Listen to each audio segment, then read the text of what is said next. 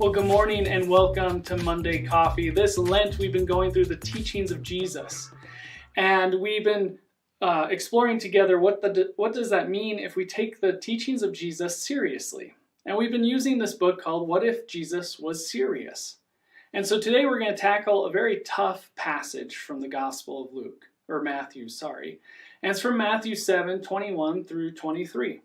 And it says this: "Not everyone who says to me, 'Lord, Lord,' will enter the kingdom of heaven, but the one who does the will of my Father who is in heaven. On that day, many will say to me, 'Lord, Lord, did we not prophesy in your name and cast out demons in your name and do mighty works in your name?' And then will I declare to them, 'I never knew you. Depart from me, you workers of lawlessness.'" And so Jesus, this is coming at the end of the Sermon on the Mount, and Jesus at the end of the Sermon on the Mount is talking about the narrow way to life. If Jesus was serious about this, then many people are going to be surprised on the day of judgment. Those who think they have been perfect Christians their whole lives and followed the path of God may be stuck with Jesus saying, "I never knew you." It deconstructs so many of the assumptions that we hold about Christianity and the path of God. And so when Jesus is talking about this narrow way of life, most often we think of that Jesus is the only way to salvation, and we think of heaven. So we think that in order to get to heaven, we have to accept Jesus into our hearts, to say a prayer, and then that's it. But yet I think what Jesus is getting at with this, the narrow way of life, is actually a path of life that Jesus walked. If we see how Jesus lived in this world, that's an example for us. That is the narrow way to life. When we are able to do what Jesus did, then we finally and truly find freedom and life through that.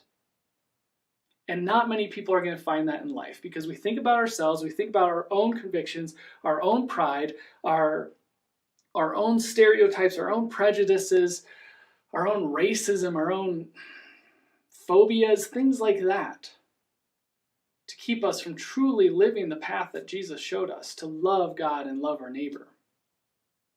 So most of us are going to follow the popular path where we want to judge others, we want to condemn others, and we want to feel prideful in our place where we are with God, that we are good because we are following what we think is the path of God.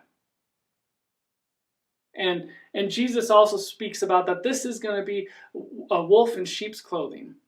That people may seem godly by what they say, by saying, "Lord, Lord," but are against God's kingdom. Maybe you have people in mind, maybe you have churches in mind or organizations in mind, that they are the ones that are proclaiming God and Jesus, but yet they have contempt for the people of God. The least of these, the people on the fringes, the people who Christianity deems unworthy. Now, this passage can be tough because we can use this against each other in Christianity. Progressive Christians can use it against conservative Christians can use it against progressives, and all in between. But yet, at the end, Jesus says, the people who will claim Christ, who will, by their magnitude of their works and their words, will say, "I did everything, God." And Jesus will say, "I never knew you." And it says many. Jesus will say that to many. I think the key here is that Jesus is getting to humility. If we go back to Philippians 2, 1 through 11, talking about the God emptying himself to become a human and to be a servant and to die on a cross. Jesus even washed the feet of his disciples, which is a big event in itself, because he was supposed to be their leader and king, and kings don't do that to their servants. But instead, Jesus flipped the script and became the servant to his followers. And so I think Jesus is saying, if you do not become humble, if you not become humble and become a servant of love in this world, a force of good and love in this world, for equality, for looking out for your neighbor and that they get the needs met that they need, then maybe you are just a loud clanging cymbal in the middle of a town square that is empty of meaning. And so this week, may we leave judgment to God, may we leave condemning to God, and may we be instruments of love to others. May we be instruments of compassion. May we be instruments of justice for those who need it. Because if we took this teaching seriously from Jesus, then we may truly live a life of humility and servitude and love. Because then at the end, may Jesus say, I knew you.